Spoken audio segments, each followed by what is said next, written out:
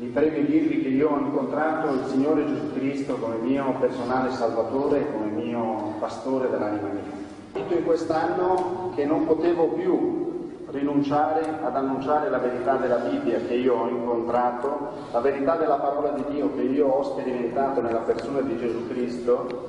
Non potevo più continuare a accomodare quello che io sentivo dentro, quel fuoco di cui parla Geremia. Guardate, oggi le letture sono state per me veramente una rivelazione e non potevo più trattenere questo fuoco di annuncio della parola di Dio imbrigliato, e non la giudico, ma imbrigliato in un sistema religioso che non condivido più e che a mio parere a volte è contro la parola di Dio.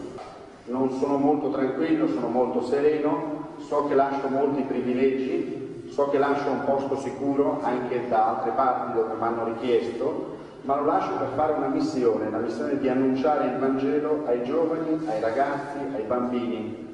Non posso più sinceramente piegare la mia coscienza e la parola di Dio, nella quale io credo fermamente, la Sacra Bibbia, a un'istituzione ecclesiastica che a mio parere non rispecchia quello che è la semplicità della Bibbia e quello che la Bibbia dice.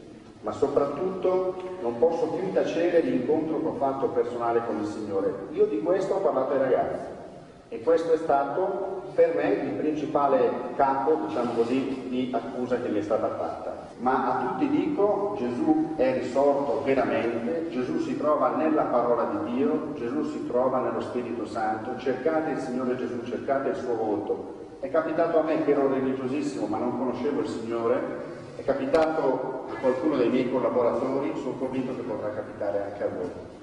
Che il Signore veramente non benedica le vostre vite, ma che il Signore strabenedica le vostre vite, che il Signore veramente entri nelle vostre vite. Se io sono servito in qualche modo per fare entrare il Signore nelle vostre vite, io sono felicissimo.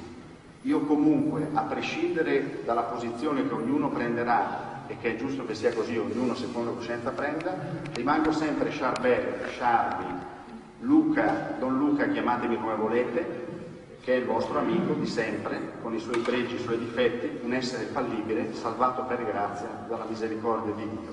Amen.